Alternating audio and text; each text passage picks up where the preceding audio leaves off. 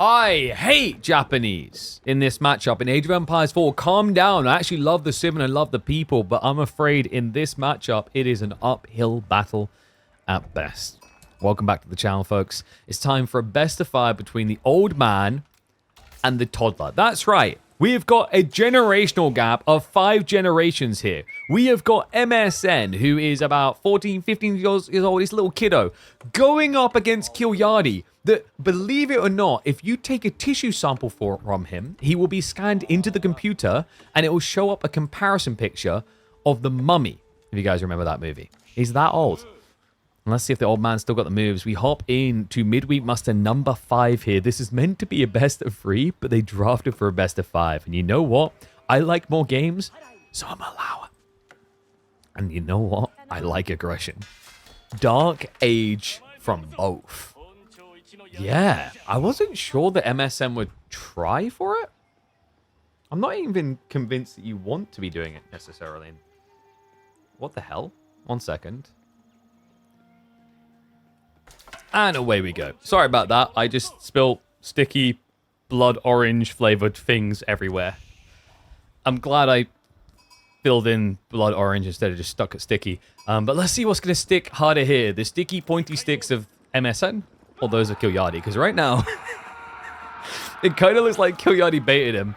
Yeah, he just waited for him to come across the map and then jumps him with the gang of spears. This is pretty typical. You'll find that pensioners are aware of how vulnerable they are when youthful people come nearby. They could have a knife and they could stab you. They could mug you. They could just run off with your purse. So in more recent times, pensioners have started to group together, usually in groups of 3 to 4 at least, so that in the event that a hoodlum tries to steal something from them, they can surround them on all sides. What they tend to do is waddle together kind of like penguins.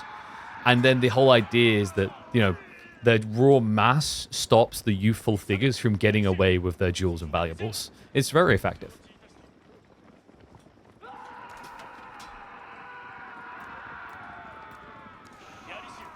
Not with spears, with walking sticks. But sometimes those walking sticks are sharp. You know, if it's like a really old walking stick and you've worn out the rubber, you're basically just grinding the wood and chipping it down. So you could kill someone with that thing. Okay, surely MSN doesn't want to keep doing this. Because guys, this is not a good idea against Ottomans, as they will eventually get a vizier point that just wins them the game in the Dark Age. But yeah, MSN continues. I mean, at this point, he's kind of stuck to, right? The gold on the forward side is now making this weird. Like, how do you tech if you're MSN? You have to win. If you don't win the Dark Age fight, you can't touch the gold. Kilyardi? What is he up to? He's sneaking for some kills. Yo, ho, ho, ho. He's going towards the berries. Now, this is surprising. That's a very wide rotation. He's aware of the berries as well. I think he scouted it earlier. How intriguing. No, he's checking the gold. Okay, so he thinks he's trying to get out of the age. And now he's going to get the bad news.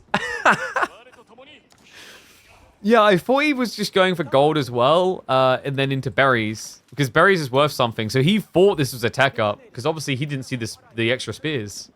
Due to the sneak around the back. I mean, it makes sense what Kilyardi's thinking.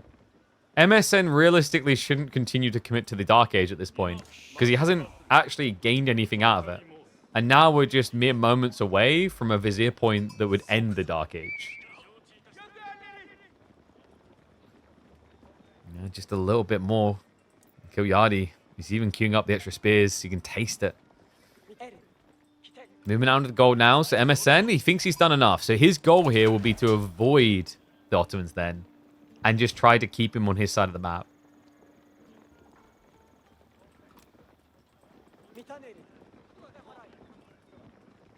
Surprise Gentleman's Agreement Dark Age only games. Do not use that Gentleman's Agreement thing around. Not getting that crap again. I mean, we have enough Dark Age already. And Spear Mosh Pit is underway. But the samurai are kind of being ignored. Yeah, wait, Kilyardi, what was that? No. His eyesight, bless him. His eyesight isn't great. He's like, that health bar looks low. Let me just... Oh. So Kilyardi I feel like he lost that slightly. But in a different way, he won it. The Vizier point is very close. And once he has that, he'll have healing for all. Love that. He even micros the injured inside. Just to make sure he doesn't accidentally lose them. Flash coming through. A bit of a scurry. MSN. Being baited to dive here. And he's actually feeling like he wants to oblige. I'm a bit surprised by that. That's a very dangerous game. MSN with 5 on gold now, so he's rushing towards that tech timing. And you can taste that Imam point. Just one more is all it will take. Ends up losing a spear, trades 1-to-1. But now is time. Imams are out, and MSN needs to get the hell out of Dark Age. Yeah, this is no longer winnable. That 1 point changes everything. Look at the pluses. This big positive for Kilyadi is a huge negative for MSN. But he has played this correctly, guys. He bought enough time. Yeah, look at the gold gathering. He's gathering the necessary amount to tech up, but also should have enough time to get a little bit more for teching up the spears. And he needs 35 gold for that. And it does feel like Kilyadi slowed down weirdly. Yeah, I think he wanted to top off. Maybe he's worried about he's going to run into a trap. And considering MSN doubled down on spears already once, it's not the craziest fort to have. But we can see the MSNs just start the age up. He'll have the tech advantage. Kura Storehouse being built. Spears just trying to buy a little bit of time, get any gold he can.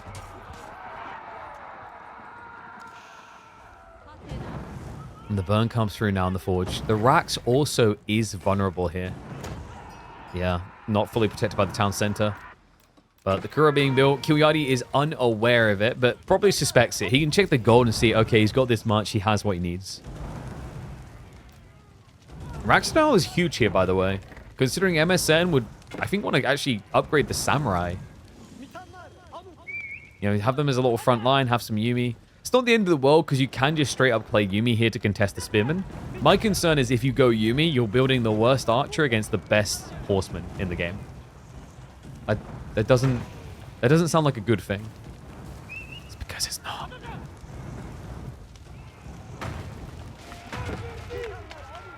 Yes, 125 wood burn. This is a bigger deal, actually. The fact that MSN had to play onto the deer. He's down to 5 sheep. He actually needs this. Remember, he started eating berries early. He does not have much food. And will be denied off this. Double archer range. A new rack's being built by MSN for the upgrade. On the other side, Kilyadi. What? I thought we'd get straight up stables. He's adding archery instead. That is a little bit surprising here, actually. You want archers to deal with the spears, sure. But the number one obvious play that MSN should be doing here to get out of this bind is Yumi. There's nothing else he can do, right? Like, he doesn't have a secure gold. He doesn't really have that much food, as you saw with him going out to deer. I mean, we know for sure he doesn't have much food. It might be that Kilyadi could suspect it, but doesn't have confirmation. Like, eating deer isn't a sign the person's out of food. Eating deer is better than eating sheep. Which I personally protest, okay? Like, you know, after I've had a long night out, a doner kebab is what I gravitate towards. More so than venison.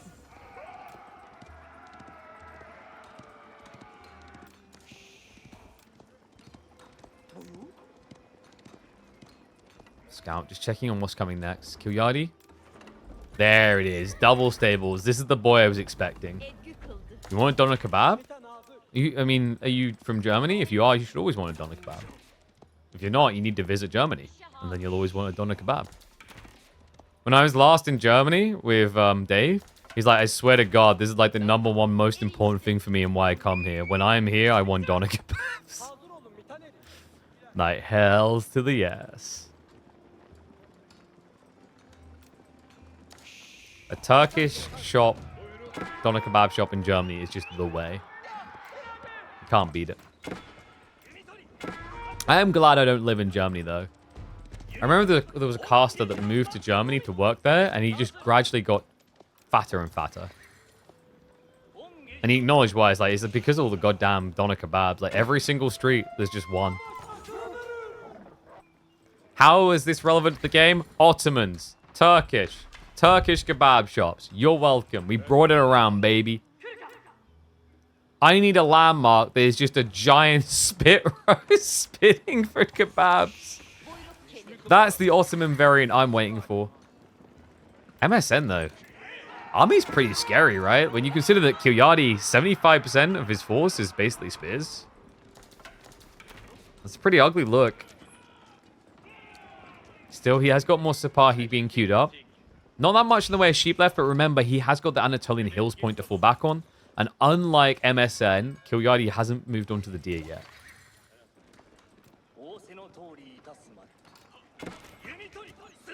Nice snipe attempt. MSN does 4 damage. How many has he got here? 14. Yes, that's enough to one-hit kill. If all of them shoot at once, they can one-hit kill a villager. And that right there is the Yumi Bannerman. They just look like they want to wield a sword. They're pretty beefy. Going into the trade out. Got ranged armor. Actually, yeah, with ranged armor, he doesn't have enough Yumi to one-hit kill. Because you have to think of these Yumi as doing... they were doing 3 damage. They just got the steeled arrow was coming through now. In the meantime, like, to actually one-hit kill a villager, you'd need 16? 17? I think 17. He has them now. You see how ridiculous it is just to try and kill one spearman here. I love the fact that Kilyadi rushed Undermesh, and now he's going to rush forward for the fight. Trade spear for spear. Archers need to be target firing down. Remember, he's got that AoE healing. That's something that MSN cannot brag here. He cannot bag it either. He hasn't got enough firepower to take down the Imam straight away. He's just losing this, isn't he? Even in the retreat, this is his best opportunity, but Kilyadi won't give it to him. Stone gathering in the back as well. So Kilyadi is also prepping to move into military schools. And MSN showing no signs of letting up here. I feel like we're kind of reaching the point where you might need to tech soon, but I don't know how you'd actually do it quick enough. This map is so linear, supply count so high. And also MSN failing to reinvest in spears. He just realized it. Snipe's going to come through. Meta's going to go down. The Imams are not involved this time, but they don't need to be. There's no spearmen left. Kilyadi is going to melt right through this. Jackpot secured. Fortitude gets activated for the chase. The only upside being that Yumi are quick, so difficult to catch in time. But still, it's going to be a wipe of the bulk of the force. The Yumi count's so low, folks. This is where Kilyadi can just bring the Imams forward. They don't have to hang at home anymore. New meta's also been produced. And that deer, oh dear, MSN not moving away quick enough here. Kilyadi actually could have went for a much easier target there. Yeah, no reaction. He could have got on top of that. But A clicked in. Yeah, a little bit of a weak play there. I think Kilyadi, he'll know as well, like A clicking that one villager not worth it. He was expecting a quicker reaction. And he noticed that MSN didn't pull back. He could have instead got 4 or 5 kills, but still, it is a lead. It is an overwhelming lead militarily. Just look at the difference in value and destroyed. MSN, what do you do with this? I mean, this is just the Ottoman experience for Japan. I feel like, you know, we've seen it played so many different ways, and every single time we see it, it always feels like it plays the same.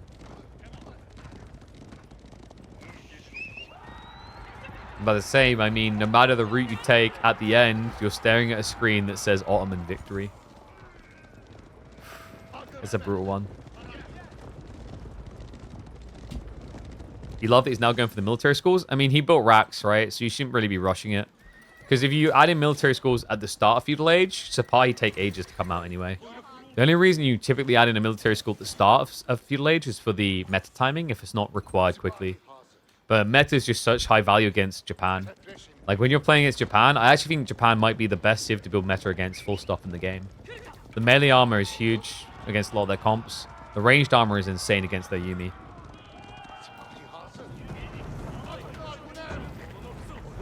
Now the movement in, forced to be burnt again. And this is the trade-off. You know, there are environments where Yumi are ridiculous, where they get overkilled a lot, they trade reasonably, but against all the armor, most definitely not. Imams, a slight overextension there, but Kilyadi actually won't get sniped. MSN, he's not targeting them. No, the healer boys are just standing still. They're fine. Oh, no. He's trying to rush down the spears so his own spearman can beat the Sipahi. But this is just a slow way of losing the fight. Yeah, if you got rid of one of the imams, it means the next fights your opponent can't actually have the healing in.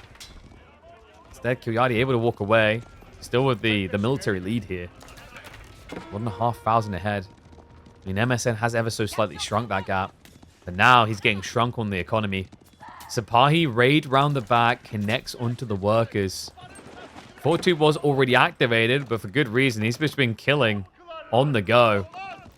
Now up to a 7-worker lead. Remember, MSN, it's difficult to try and age up here. I think Kilyadi's going to choose it, though.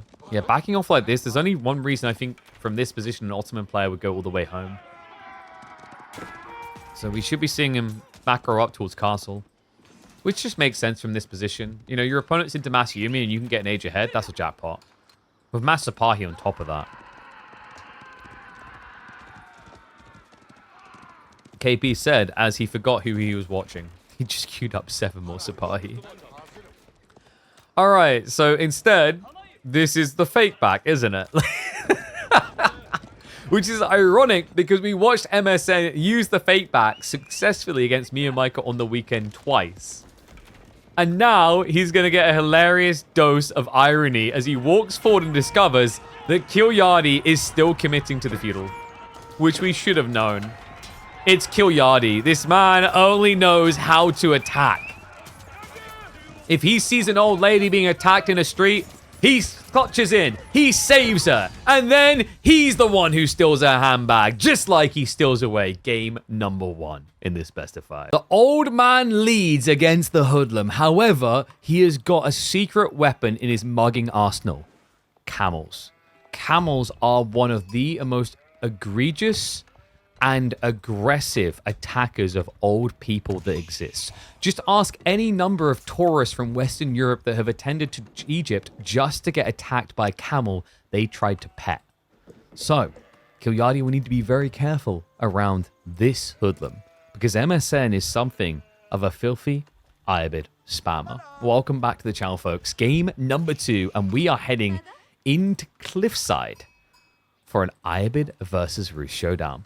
Yeah, Roos has been seen here a decent amount. Mixed results, not necessarily the insta-killer.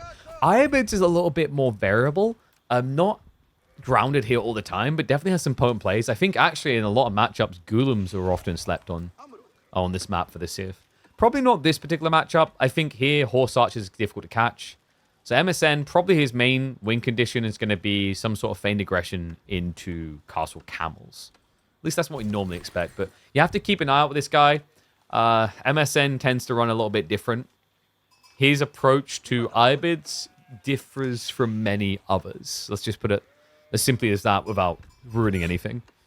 If there was anyone that was going to come with an off-meta pick out of the wings, it would probably be him. Glad we're not running with a purse snatcher thing. What are you on about? We're pretty much there. Oh, that was the other thing. The camels also most definitely take purses. Right? Like, you know, you ever seen one of those camels that's got like the ear piercing? Right? That's just draped in the Gucci. You guys don't realize that those tarps they wear, they're like Egyptian Gucci. That's why you always lose to camels. They're just too fancy. How about this spawn? Ooh. Okay. The deer on the west side is extremely wide for Kilyadi.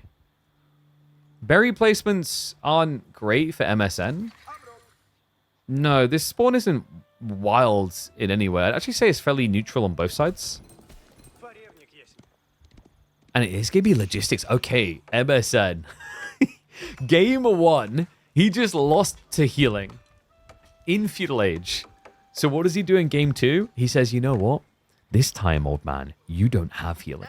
And that's right. You need it because when you get old, you get bruised more easily. So you really need to get some medical insurance. But I bet Kilyadi's the type of person that's like, I'm too tough for medical insurance. I don't need medical insurance. That's for people that lose. He might learn the hard way. Golden Gate coming through as is normal. 100 cabin on both sides of the base is optimized for the gold intake. 34 gold a minute.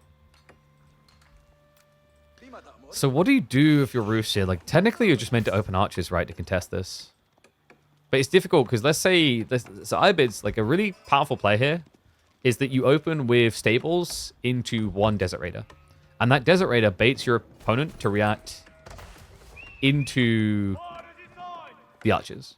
But then you've got stables already, so you just go Horseman. Kyuyadi's late on his age up? Maybe ever so slightly. Probably because of the second hunting camp placement. And how's the sheep count looking? 11 sheep to 19. Nicely played. That is to be expected, remember, as Ibids will always eat the berries first. Oh, and that also shouldn't be happening. Whoops. Kyuyadi didn't take the sheep home. Great reaction there by MSN clubbing. And what's up, Pre-Mod C? Thank you very much for the Prime sub. Appreciate it, mate. And welcome to the Swarm. Remember, guys, get those Prime subs in. Start of every month. Come by. Drop them on the stream.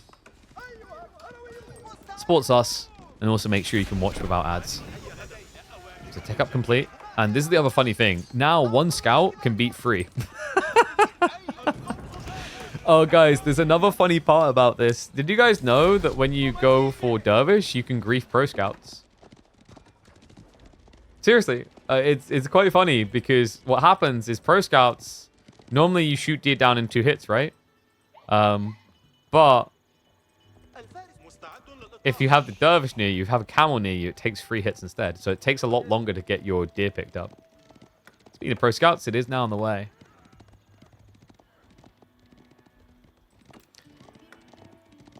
Oh, man. This is going to be annoying. Or rather, should I say, no, it goes to 3 hits, I think it is, without pro scouts. And it goes to 2 hits when you have pro scouts. Because normally with pro scouts, you only 1 hit kill and pick up. So it doubles the effort taken. It's really annoying.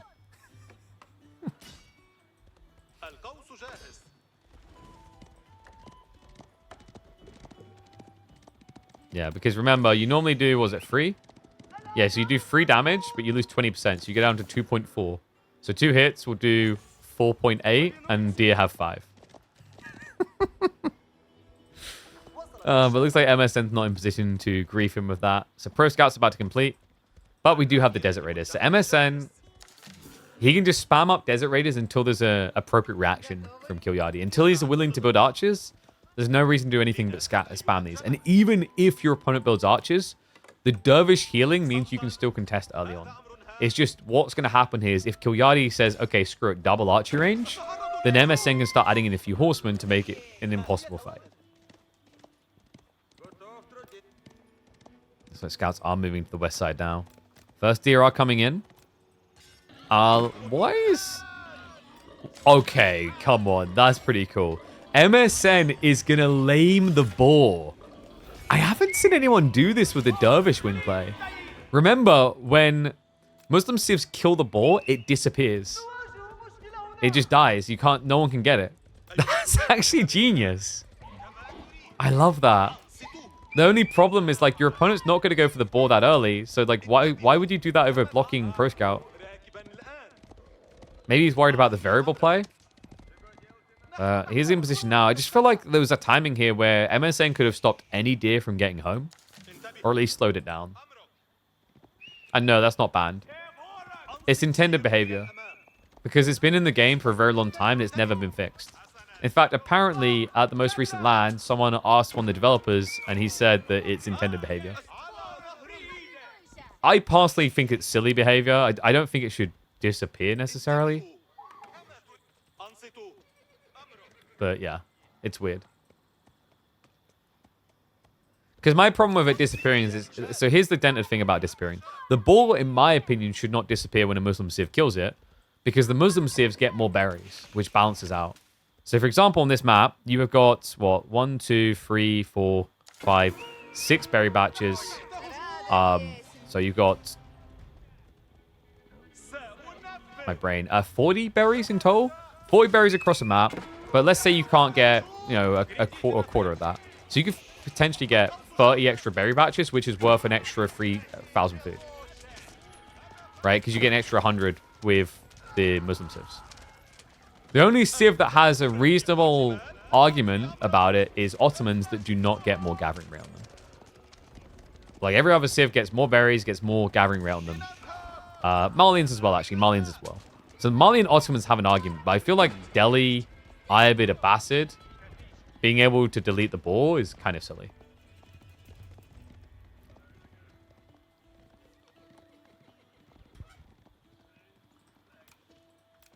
Okay, so Kilyadi. How are we looking here? He's built quite a lot of archers, but the Desert Raider count is pretty high already. Yeah, he's going to have to go one deer stack, right? You can't split the map. I think you just have to kind of funnel towards one location.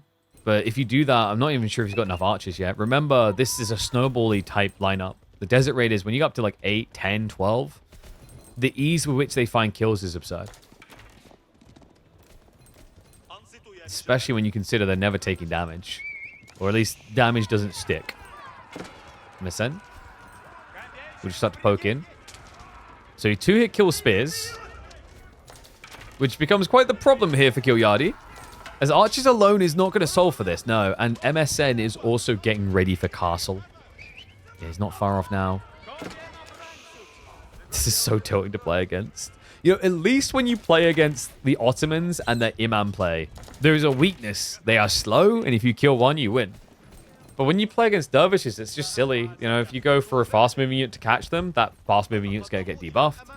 If you kill one of these guys, the other one still functions perfectly. Heals himself as well as everyone around him.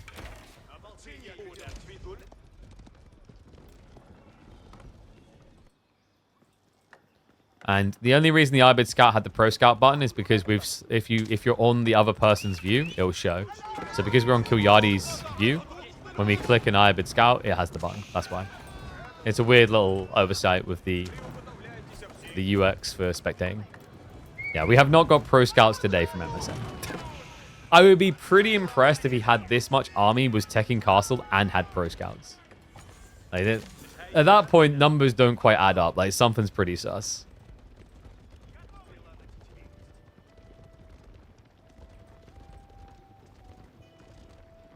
So, tech up soon to complete for MSN. Kilyadi the same, though. Love that. Deletes the lumber camps. Get your numbers in, because that is a big boys high trade house. Whew. Look at that. We had a few players today who just didn't delete it, even though it was just the obvious play in the moment. And I like this Kilyadi. It's a little bit risky sticking the lumber camp here to a certain degree, but worth. Yeah, and remember, this is going to be bounty tier 2 because he played a longer feudal age, so definitely math that into your calculations. Pro Scout yoinking underway. Kilyadi does take some of the deer from the back spawn of MSN. MSN still guarding on the west, though. Look at this. Pretty much mirror timings. Kilyadi beats him by a few seconds, but it cost him 17 workers building up to do so. 48 trees in range is pretty good, actually, for a single tree line. We've seen people try and hide trade house areas like this before, and it often just isn't worth the effort. I've lost count. Like, I remember in the early days of Cliffside, so many people just got baited by these type of tree lines. They're decent, but not as crazy different as you'd think. 76 gold on the first ticket. So we're either looking at 152 or 153 gold a minute.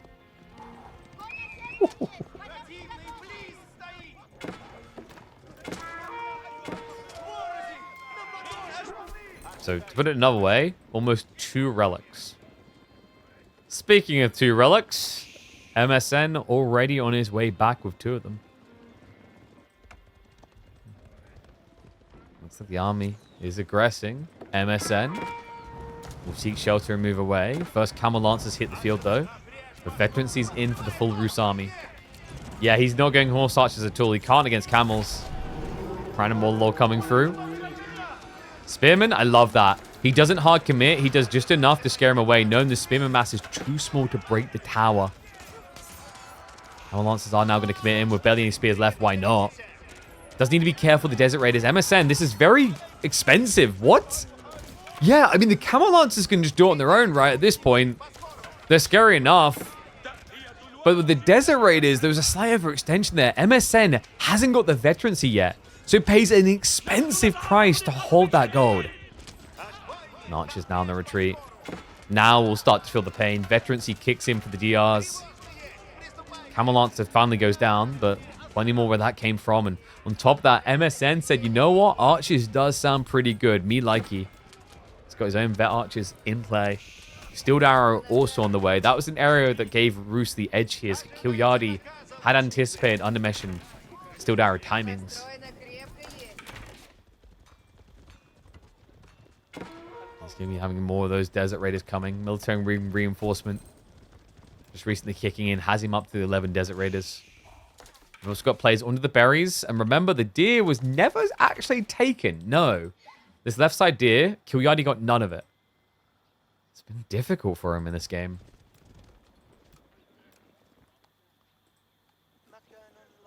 Man, so far, MSN's played this really well. I like that he cancelled the Horseman. I didn't like the thought of that. He was kind of baiting himself. You don't need to just pivot Horseman right now. It's pretty expensive on food, and your opponent hasn't doubled down on Archers yet. If your opponent doubles down on Archers full with nothing else again, sure, then we can talk about the value of just switching Horsemen. But there is a problem sometimes with MSN. He likes Horsemen a lot. You know, wants to marry 1-1 these days. He's absolutely obsessed with them. I'd say he seeks them sometimes to a fault, despite his recent success with them.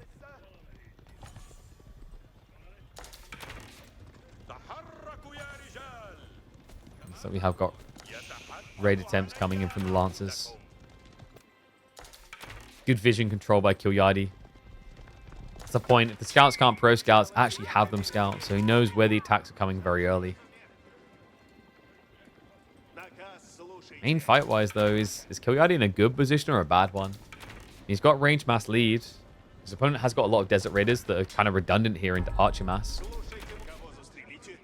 The tricky part, though, is like with both of you spamming Archers like this, just a few Spearmen can't really do that much on their own.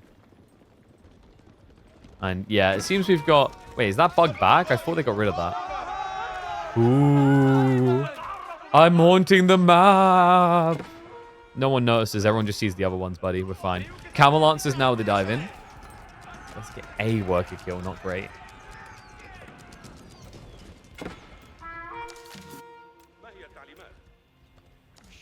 One big thing to consider here, though, is this is now a 5-relic game, folks. Kilyardi will not have the Saint's Blessing because he has no reason to get the Monks. Oh, man. That is vicious.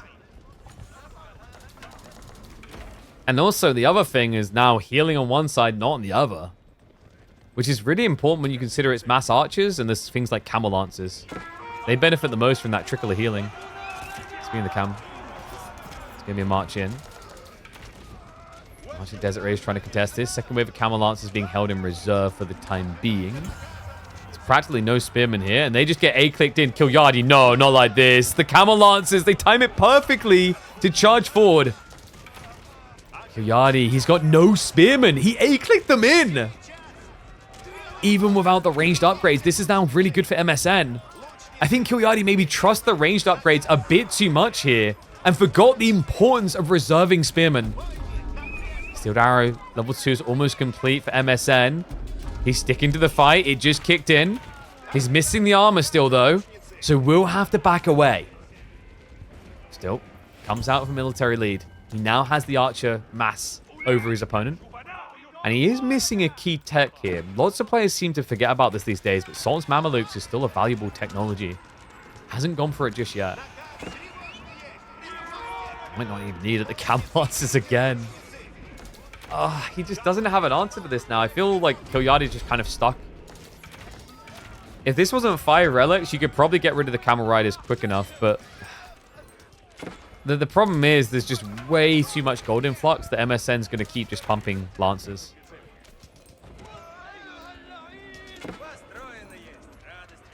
Now reaching back towards his base. Kilyardi continues to fall further and further behind on archers. He's desperate trying to catch up. The wood's doing a good job for that, but guys, that tree line is about to run out. The idle time is what kind of scares me, and Kilyardi also just having a piecemeal this to get into farms. While MSN, he's still got some food left to work with here. He's got the deer on the left side, then he will have to consider farms. Either that or you're going to sneak across and take your opponent's berries, but that's very risky. I do like this, though. Manjaniques. Manjaniques that either the archers or the cav could build because he did go for the Desert Raider wing.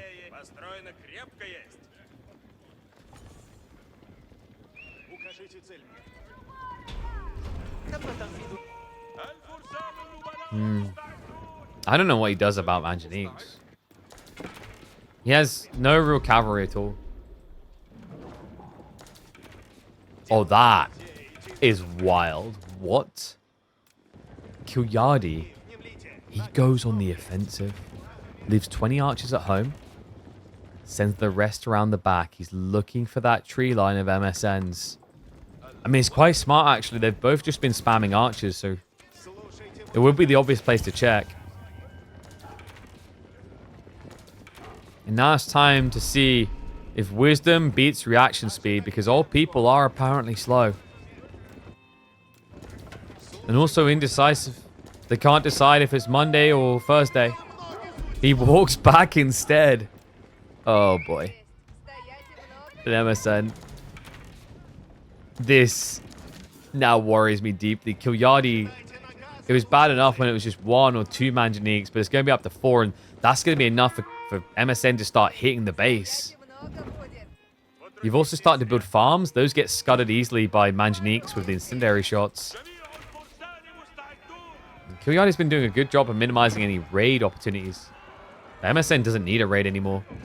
He just needs a one big fat fight. Manjanique's now backing up. He's got 4 to play with. Turns to the shot. Incendiaries is the play, guys. You don't want to use the rocks. You want to use the fire. Because the fire will chase them better when they're retreating. It's much harder to dive. To dodge, rather. It's almost impossible to dodge, actually. So yeah, although you don't kill them as quickly, you kill them over time. And it's not like Kilyadi has a lot of healing. Now able to burn into the buildings. Absolute cinema.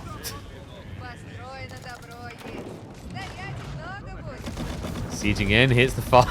What farms? Oh my god, no. If Kilyadi goes around the back, MSN can just go for a landmark victory. That's feasible from here. He's up to 6, soon 7 catapults. Kilyadi, he says to hell with it. He actually commits. But he has mass archers. He can't go for a landmark victory. Honestly, I don't think MSN has to come home. He just needs to go for the end. Manjanique's in. Damage. That's the first flurry, and already he's 20% through. There's no way. MSN can lose all of his villages and it just is not going to matter. Because Kilyadi, I mean, he just doesn't have siege snipers at all. Torches out, goes after the high trade house as well. TC arrow fire, just trying to get rid of some of this threat. But the problem is Kilyadi's army is not coming home. He's still chasing. Like a man with memory loss in his 80s in the middle of the night. Josephine! Josephine! Grandpa, Josephine left you 20 years ago! Oh, okay. She's coming back soon, though, right? Right? Wrong, Grandpa. 2 landmarks down, 1 to go. And it's going to be the full sender. This is over.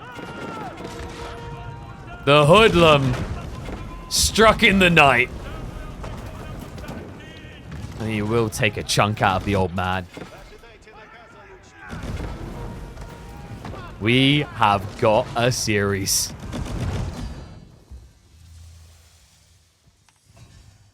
So far, the battle between youth and old has been even, 1-1 apiece. But we head into a realm where the old will be advantaged. It's Borderland time, baby. MSN versus Kilyadi, game number 3, and what was meant to be a best of 3, but these two somehow turned into a best of 5. And we are going to be having Kilyadi on House of Lancaster. Makes sense, Lancaster, this Sith that likes to just sit there, you know, accruing their wealth, kind of like someone in their middle age who's already done the hard grind of life. They just sit at home and they just invest and they just make more money. While MSN has gone for the greedy, youthful HRE. boomers that look to expand fast. Well, zoomers really with the times they do it in. But not so much these days, actually. Like, HRE has become a much more aggressive civ in recent times. Kind of curious to see how these two approach this, because both of these civs aren't your atypical pro scouting civs. In fact, Lancaster isn't great at it.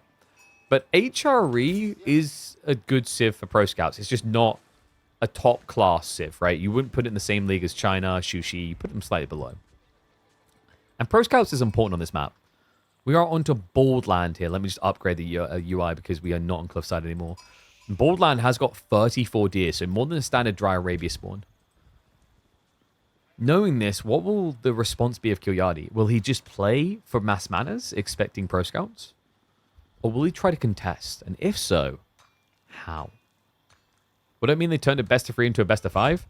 Round of 16s are currently labeled as best of 3s. They had a best of 5 draft, which means they are playing a best of 5. You don't do a best of 5 draft to play a best of 3. And it is going to be aggro. I mean, of course. We're watching Kilyadi. He had the choice between being greedy and staying at home and counting his pennies. But, you know, he's closer to the Grinch than a certain old accountant that wouldn't even rake out for some coals. No, so he's going to look to try and ruin Christmas for MSN. MSN, he has gone Arkham, which means this could be Pro Scouts, but with a spawn, easily could not be. We talked about this like a lot of the time right now. If you see an Arkham drop on just a tree line, it's probably Pro Scouts. But when you've got Golden Range, it does open the possibility of a fast castle build, which would be a good idea against Abbey of Kings. Just don't know if he's going to go for it. I mean, the temptation is there, right? 34 deer? Just like, look at these things. Eat me. I want you to eat me. I think that's what a deer sounds like. You know, when you hear a deer in that voice, you really start to feel like Bambi's mum had it coming, you know? They're definitely not going to approve it after that last comment. Anyway, Sheephall, looking pretty good for Kilyadi. Up to 18 sheep, 40 for MSN. That does mean that he's evened out, though. Remember that the Lancastrians, they start with extra 4 sheep. Hit with your car? That's what we're missing. Guys, we need them to add the Big Daddy cheat from Age of Empires 1 so that we can just run over and then you just scoop them up and take them back to the base, you know? Wait. No. So because of the laws, actually what you need to do is you need to enter the Big Daddy cheat code twice. Because if I recall road laws correctly, it is illegal to hit a deer and then pick it up and take it home to eat. However, it is not illegal to pick up an already hit deer. So, this is the next operation. You know, this is the next money-making scheme. You just need to get double car and take it in turns hitting deer. Because venison's pretty expensive, right? I bet someone's already doing this. Someone wants to call me an evil human being, but I've just identified an already in operation scheme. So Pro Scout's now coming through. It is exactly what we were expecting. Kilyadi, on the other hand, is not going full aggro. No, it's feigned aggro. He's using his identity as a relentless attacker to bait his opponent into some sort of reaction. So just the one Lord, and then manners straight away.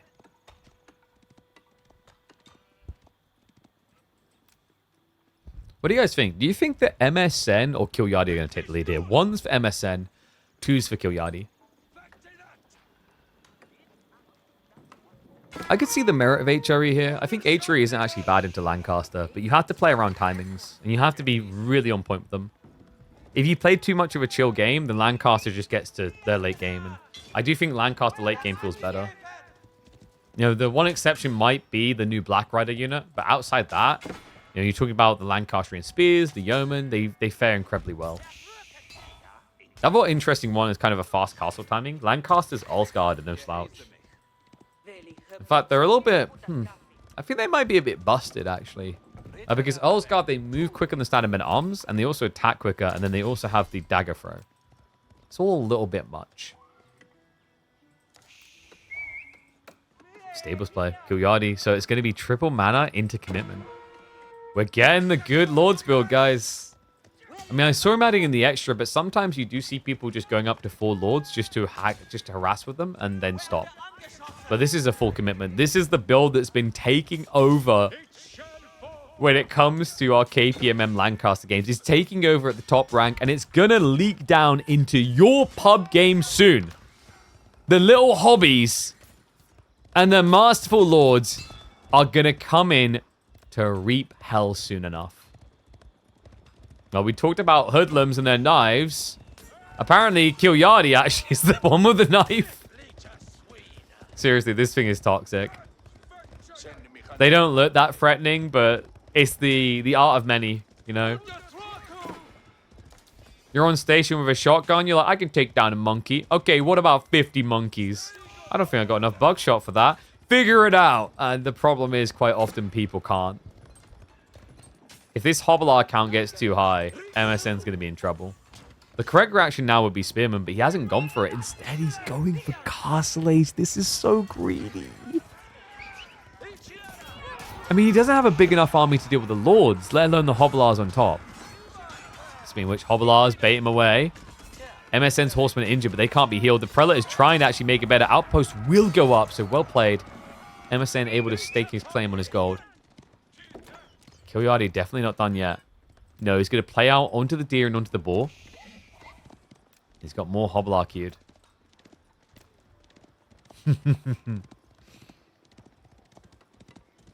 Oh, this is getting interesting.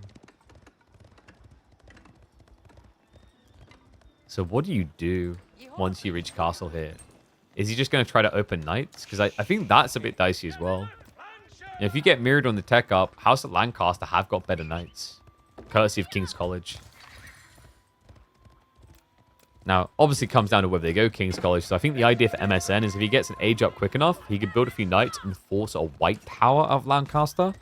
That would then at least give MSN rotation advantage with Cav.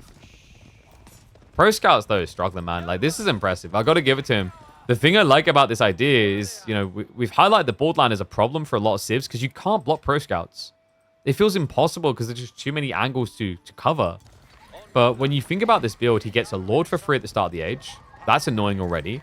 Hobblars are cheap and fastly produced. They're 90 resources each. You're almost paying the same as a Spearman, but moving vastly quicker, right? You're moving 50% quicker. And sure, your damage is low against scouts, but you don't have to kill a scout straight away. The biggest challenge is being in position to catch them.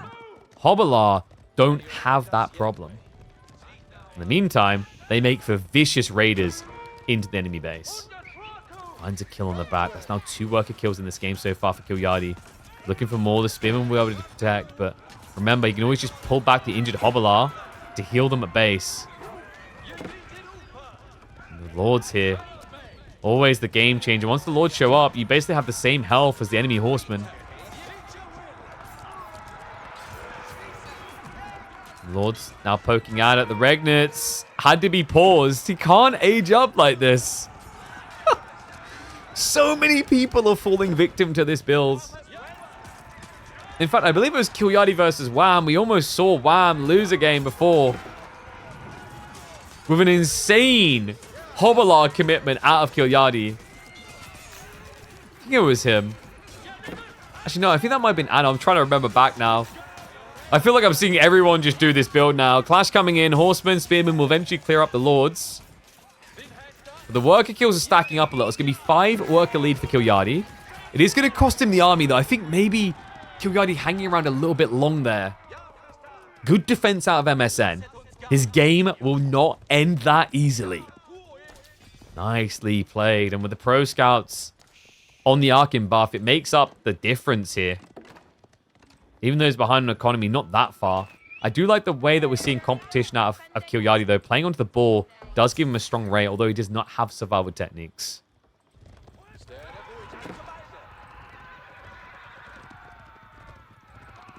I hate Mass Hobble on Lancaster. That's such an annoying cheese strat. I mean, sure, but like everything is an annoying cheese strat at first. It feels like anything that's been good has kind of gone through that phase. You know, people used to call building French knights cheesy. Still have to execute. And there is a fragility to it.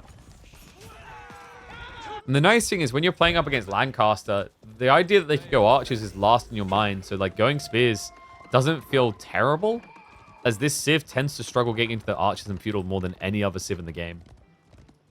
Like sometimes when I watch Lancaster try to build into the yeoman, it's on par with watching gilded archers coming at you. Like, this doesn't feel like you want to be doing it. You're kind of in need of doing it, aren't you? And they're like, yep. Yep. White tower in the center of the map, though. And that is a filthy switch. I thought he'd just do Mass Elsgard.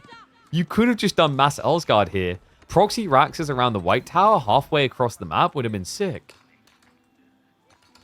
Instead, it's going to be triple archery. It's weird because your opponent, yes, he's building spears, but he's also building crossbows. The good news is you can build yeoman or crossbows, though. Sorry, not building spears and crossbows. Spear and knights. My point is that you basically, like, you're thinking about building yeoman, but you can build crossbows instead. And he does cancel one of them, so we will be looking for relics also.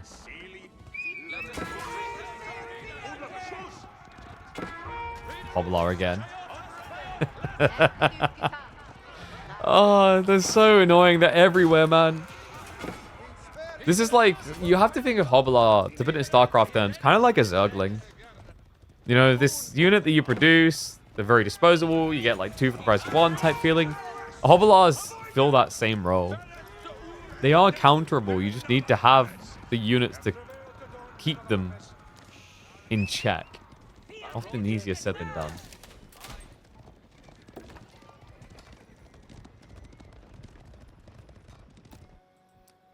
A weird 70 damage low unit. Not many civs have them and do such strats. I mean, there's more than you'd think in the game, though. Like, I think eventually you're going to see Marley and Musafadis taking over in the Field Age.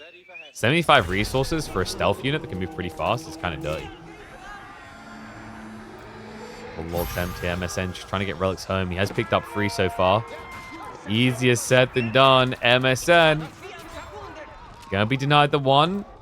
Other one's already home. Third one is going to be coming from the south side. So it's still going to be 2 relics making it home towards Regnitz at this rate. Kilyadi is not slowing down. It's a crossbow switch. He's also adding in knights. Kilyadi could go for a Wallow here to bait attention. Actually just tries to run off with the relic. A little bit surprised by that, actually. Yeah, Monk will eventually go down, but gets it closer to his base. Has now got crossbows showing up. These lords just take so long to kill.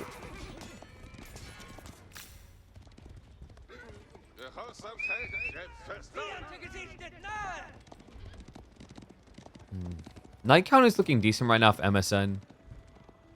And Kilyadi did reveal the crossbows early, so we are now seeing him switching across into Horseman. This is a good answer for MSN. And with Pro Scouts, he can definitely afford it. And no, this is Scandinavian region. Is the easiest way to think about it. It's Finland versus Denmark. This is the type of matchup you could have got at King of the North. Where did you think Kilyadi was from?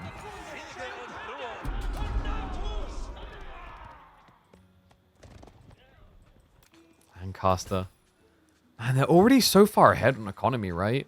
Like, the Pro Scouts is the thing that's kept MSN competitive up until now, but eventually that's going to run out and you're just 8 workers down against Manners on top of that. More archery ranges added in. I think Kilyadi knows, like, he can just kind of camp here, play crossbows a bit slower. It is going to be 3 relics in, which is a big boon for MSN, though.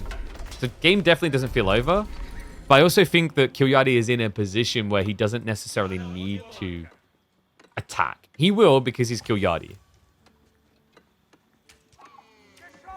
Yes, Kilyadi is from ancient Egypt, but on his passport it says Finland. So he's a document forger.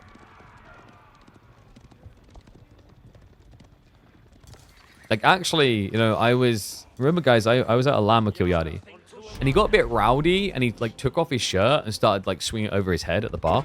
And I did notice that he had what looked like Viking sigils, pagan sigils, carved into his back.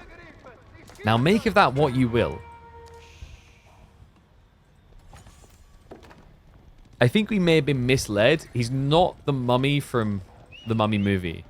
I think he actually might be one of the Drago from Skyrim.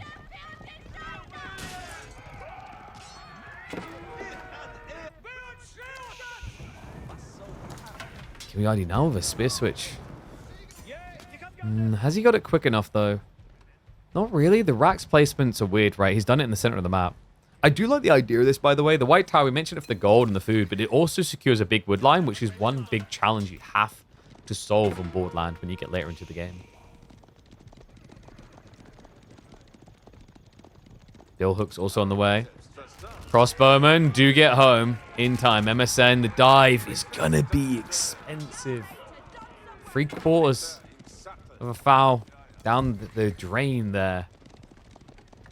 This is the last Night Raiders that MSN has. He's also doing something a little bit less orthodox for HRE. Which is probably a good thing considering that they're Catholic. Ayo, he's going Mass Spearman Horseman with Inspired Warriors buff. Nice Night Raid. Kilyadi picks 2 like it's nothing and just walks away. Damn.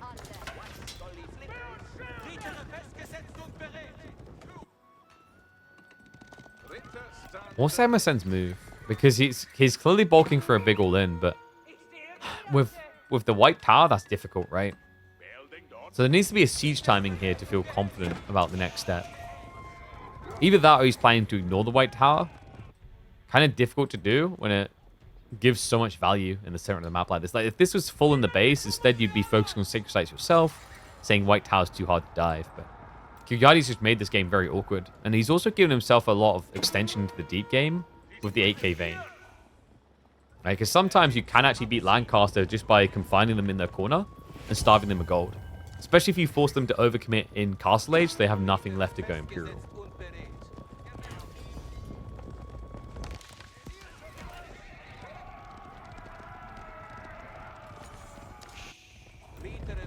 Horseman.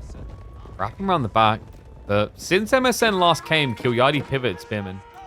They aren't in position, however. They're with the main army. I'm not even sure if MSN's realized how many spears Kilyadi's committed into.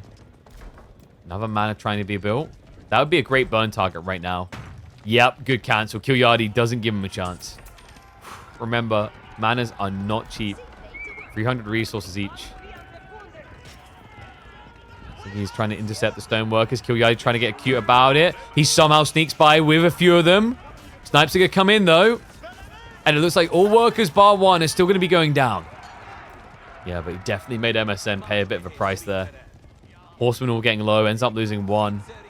Still a good hit and much needed. Shrinks the worker lead that Kilyadi's built up. However, tick-tock goes that clock. Sacred Site, 7 minutes away. Kilyadi's also gathering stone. It's probably for the manas, but I'd actually love to see him just commit it into a second castle drop. That would almost just guarantee MSN stuck. I mean, he has got a lot of horsemen, so in theory, you can burn down a tower. The problem is there's going to be so many spears hitting you as you do it. So to achieve that, you're going to essentially have to pull the spearmen really far away and then quickly dive these big objectives.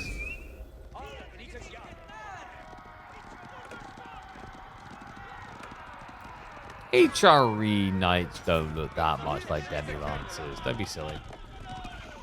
Look, no, look. See that little, like, gold trim on the undercut with the cloth? Completely different.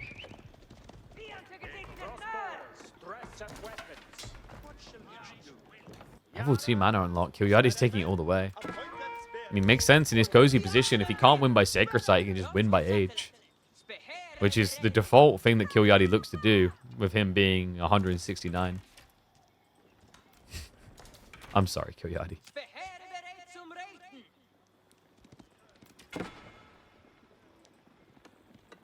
Triple outpost now. Okay, so poor man's castle. I guess he doesn't want the idle time of having to construct one here. Army is big from MSN, though.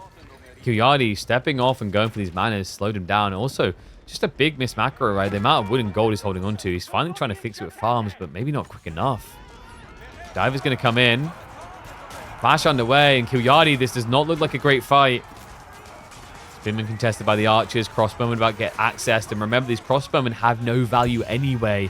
The entire army is not tagged as heavy. Healer Boy's also helping out. Inspired Warriors buff quite nice. A good wipe here. Kilyardi gonna get chased down. Crossbows trying to break away. And wait, no, the A-clicks MSN. I think maybe unintended there. Got dragged back with the A-clicks onto the Lords. Is still a win, but he did not get rid of the bulk of the crossbows. So Kilyardi gets away with a more valuable unit. Key here considering his lack of resources, right? Like the food cost, the gold cost there. I mean, you can afford the gold, but it's just the reality check of a 120 resource unit dying or an 80 resource unit dying. And also the other thing is, for MSN, it becomes less efficient. You know, he could have been killing these units that had 80 health or these ones that have 110. So, like, it takes more effort is the other thing.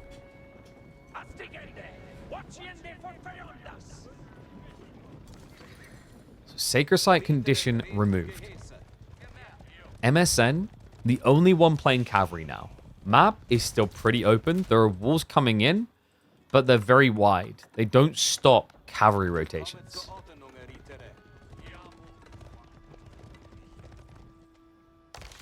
Kilyardi now over-gathered on stone, by the way. And he's got 1,200. All manners complete. If he just had another minute or two, the castle drop would have been great. Now it's going to be impossible. Good hit into the raiders there, though. Horsemen go down. You really miss Boardland?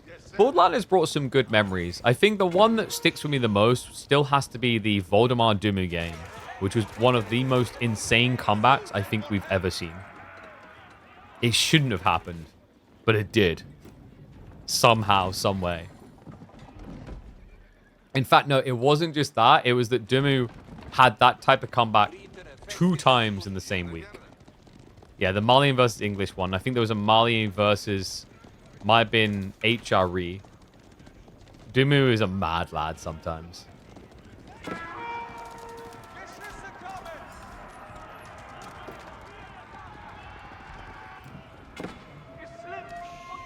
I mean, approach, but MSN, he needs to be quick about this. Look at the switch from Kilyardi. He's got Mangoes on the way. He's going into Yeoman as well.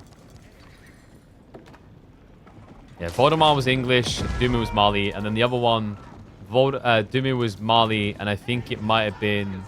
was it Kilyardi who was playing HRE? I can't remember. Might have been Voldemar as well.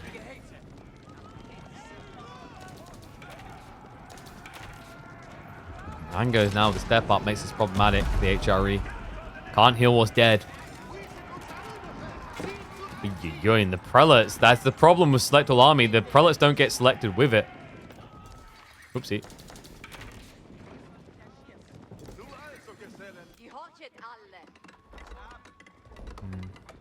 Villagers now shifting to forward tree lines. Possibly the worst time you could imagine here. Keep pressing the wrong button. I'm trying to find what my Select All Army was. Prove my point. Because you don't get to select prelates with the army. I think. I'm sure you still do not get to select them. It's different. This is why people don't tend to use the religious units that much in the deeper state of the game. They're just way too clunky to wield. You know, we've seen it with warrior monks, for example. Warrior monks aren't selected as part of military for some reason, despite the fact they even attack. Now stare down to keep drop. Kilyardi is going to return for that win condition. He's also not far off of being able to go Imperial. Synchronized shot also has been queued. And a Hovelar switch potentially on the table. White Tower just defending that northern site as well. MSN, I think he was considering an age up. Not sure it's going to be viable now.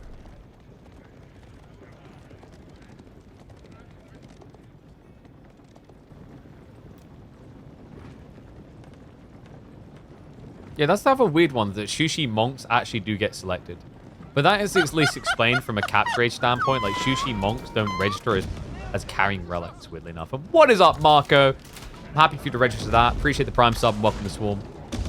Remember, guys, you've got to go get your Prime account. You got to link it up to your Twitch account. Use that free sub here every single month. And if you do not have Amazon Prime, don't worry. Your aunts, your uncles, all those do. Just ask them for the sign in. They don't use it anyway. Clash coming in. Horseman wrap around the back.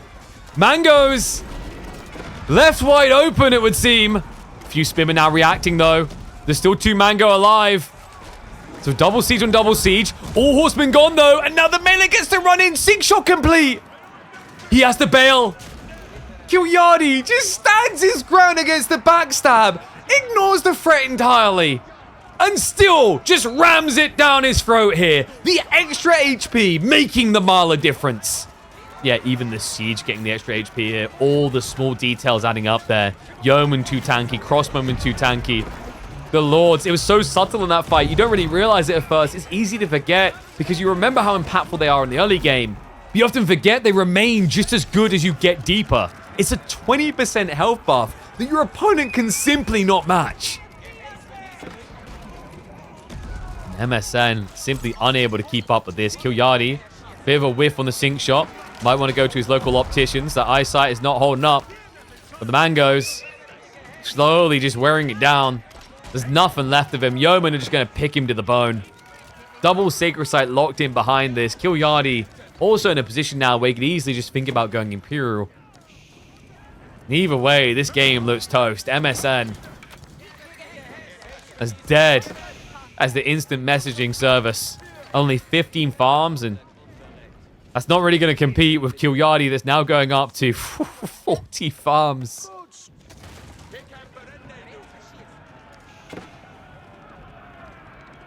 So KillerPigeon is going to take the lead. He'll be 1 game away from shutting it out and proving that wisdom beats puberty. I don't know. Like, what's the advantage of being young? Not suffering arthritis beats not arthritis. I never thought I'd say that.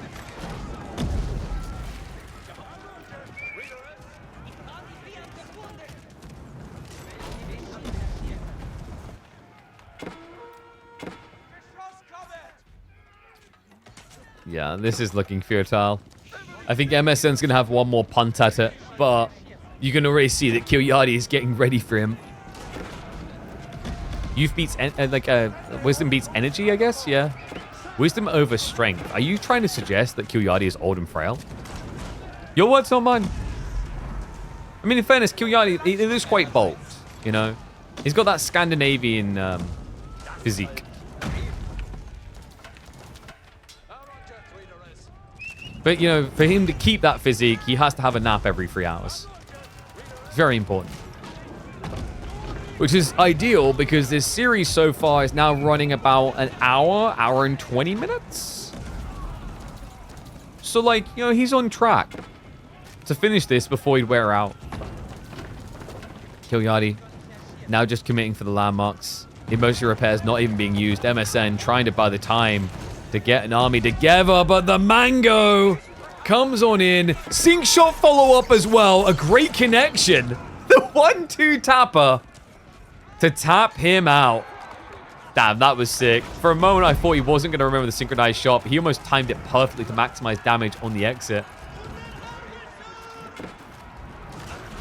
And the battle between the Zimmer frame wielder and the knife swinger. Zimmer frame goes up 2-1. Horsemen try for the same thing that didn't work last time. And a Berkshire Palace being now constructed just to finish this off. Where's he building it? That's a statement right there. Full Gandalf, you shall not pass.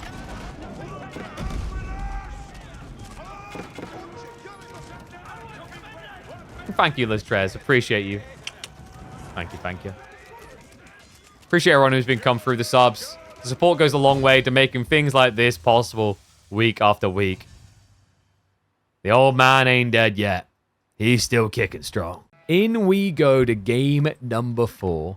KillerPigeon with the Malians looking to strike down the young. That's right, little Skywalker here. Can he deal with Emperor Sidious, or is it the end of the road for him? Will he be mugging the Emp tonight, or will he just be crying into the pillow? We hop into the 4th game where KillerPigeon has got a pretty powerful pick at the moment. I think Marlians just keeps finding new and new strategies. And also, Kilyadi had a really weird strategy this week, actually. He had...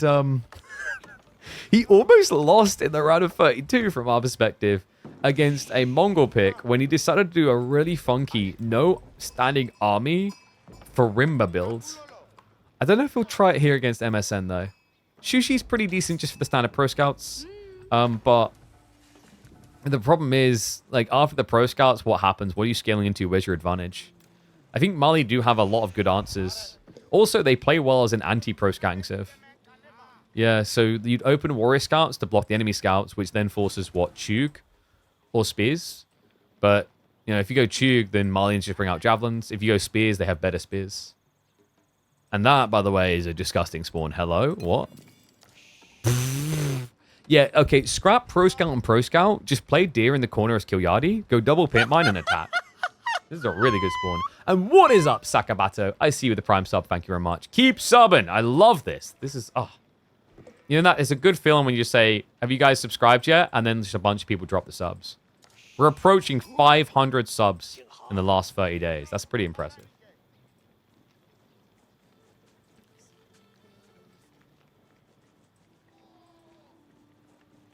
Arrows fly and kill people? There you go. That's all you need to know. I mean, we have been in an Archer meta for like a long time. Kind of. How did we get to Soviet Womble territory? Because I expanded to many different areas, you know? We're very, like, cognizantly active guys. We do a lot of different things.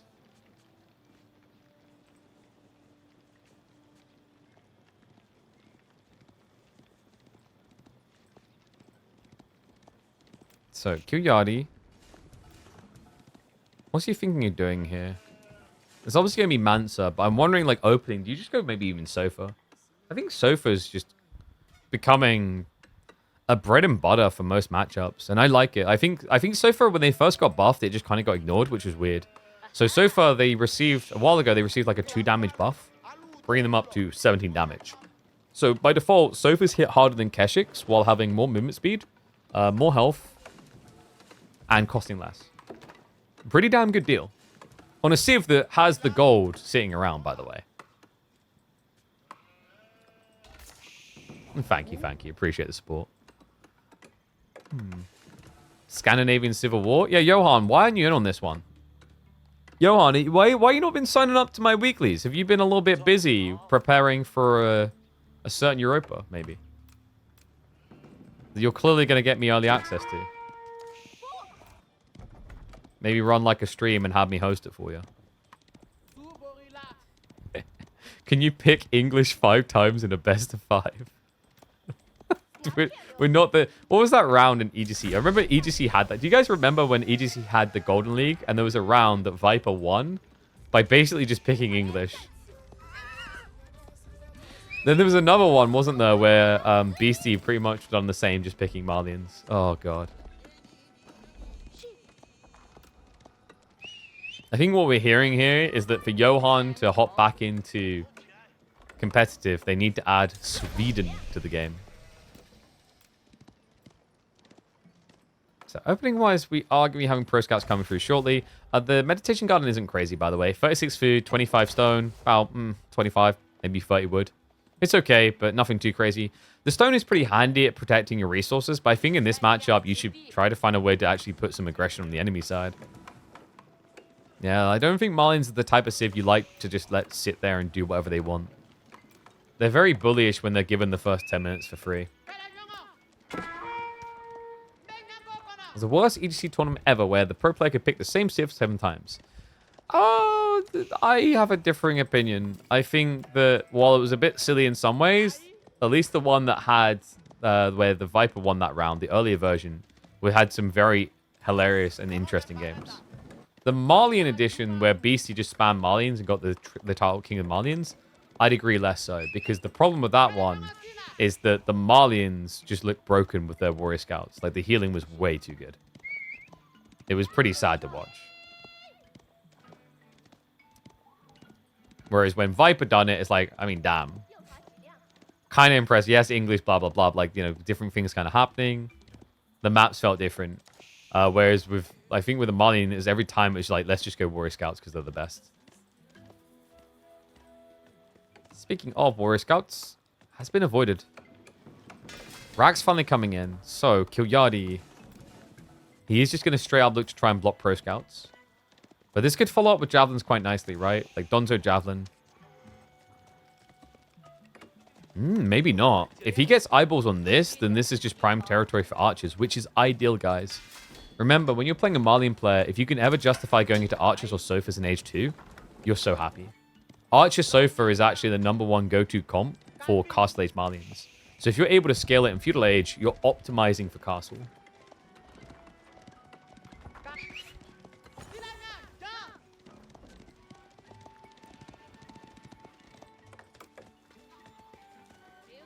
Huh. I just came across like a very interesting point on Twitter about like prices of games. Raising the price of games won't help. Manage your budgets better. Expedition 33 was $50. Oblivion was $50. Split Fiction was $50. Grounded 2 was $30. Pro Scouts is 450 resources. Mafia $50. Helldivers 2 $40. Silksong $20. You sell more at a decent price. Inclined to agree. Although not entirely accurate across the board. If you have a high value niche, you know you're going to sell less copies, so selling higher is better.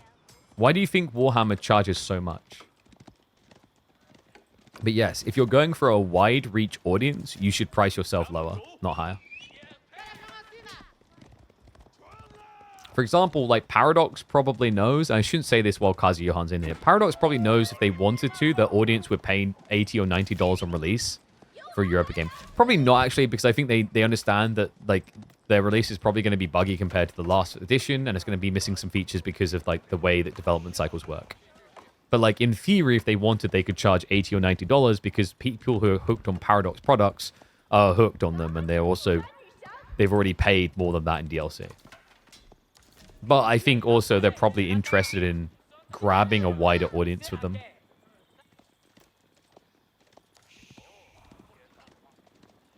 But like an example of this is with the, you know, when you got those D&D games, like the ones where it's just basically so you can play D&D in a simulated world sort of thing.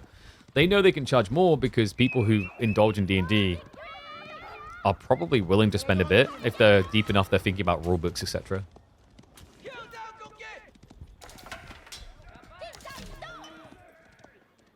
So we have got Mass Chug. I'm a little bit worried about this for MSN though.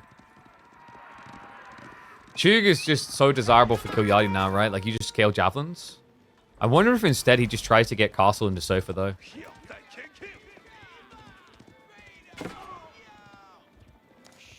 And yeah, agreed. EU5 looks like it's going to be a well-rounded product. But I think, like, historically, Paradox has had this thing where, in the past anyway, a lot of their games have released and had to build up to the premium point they're at, right? Like, Victoria, I think, had this in a big way. E4 actually had quite a bit of it when it first released, right? But, you know, at least it's sounding like maybe they've learned the lesson. It's a challenging one.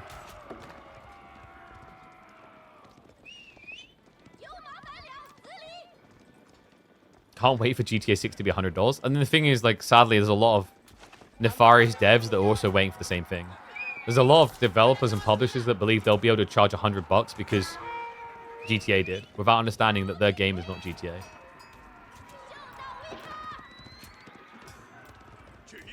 Javelin Donzo's now bulking up. So MSN, it's becoming a little bit worrisome, actually. Yeah, because Spear Jab, I feel like it can actually beat everything MSN's doing. The scale is wrong right now. Like, MSN has way too many compared to Kilyadi. But if you think about it, you know, your spears are better than their spears. Your javelins kill their Chug on approach. And obviously your spears counter horsemen. It does take execution too. But this comp that Kilyadi has is very desirable if Shushi are stuck scaling the same. And also the Chug in particular should lose a lot of value if we ever go castle, just because of the threat of Sofa.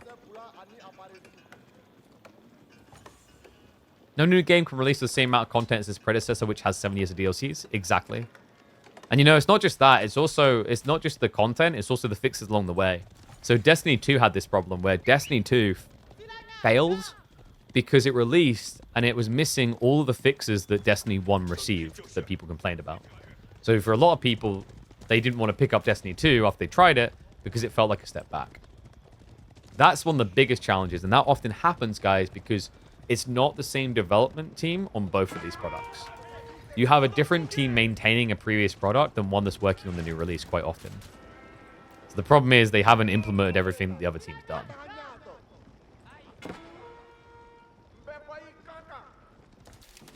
So for Raids, now showing up in the base. MSN, though, on approach.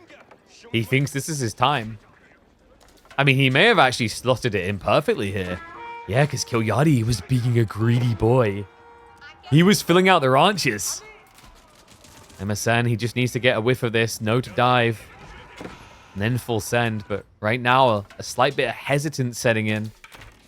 Army chasing the horseman around. Shivs out. Great grab there. Slows down the retreat. This has to be go time, though.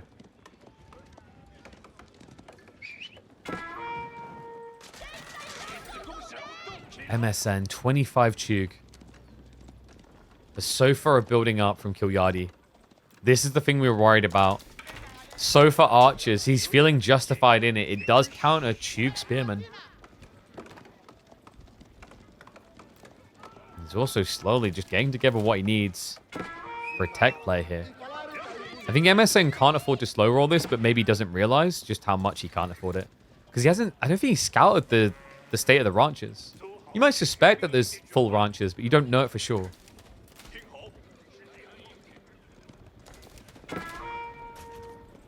Yeah, how much is Battlefield 6? Is it $60? $70? I still need to grab my copy. I'm being a cheapskate. Like, maybe I get in on the EA Creator Program. Those guys ghosted me. I remember I submitted that program at the start of the year and then never got a response. I'm like, thanks. Good clash here, by the way, for MSN. And KillerPigeon, I think he bit off more than he could chew there. I don't know what he was expecting to walk out into. This does look dicey. KillerPigeon still with one hand in the cookie jar. Not fully reinvesting yet. What? An MSN. He's got such a big lead, but he's still hesitant.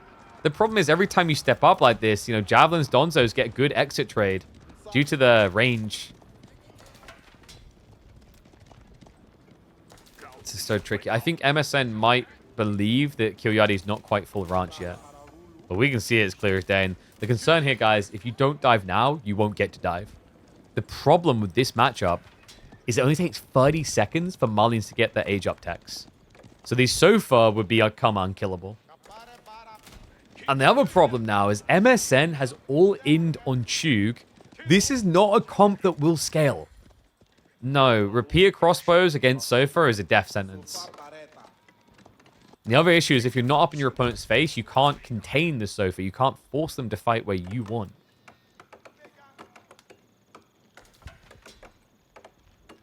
You guys talking about Ubisoft's what? I think one of Ubisoft's big problems is that they keep using the same engine and using it to make a lot of the same kind of games. There's a lot of focus on sandbox and open world. Because they read into the market a point where everyone wanted open world for replayability, but then the market became oversaturated and they haven't fully pivoted. Hopefully with some games it'll be good though, like Anno.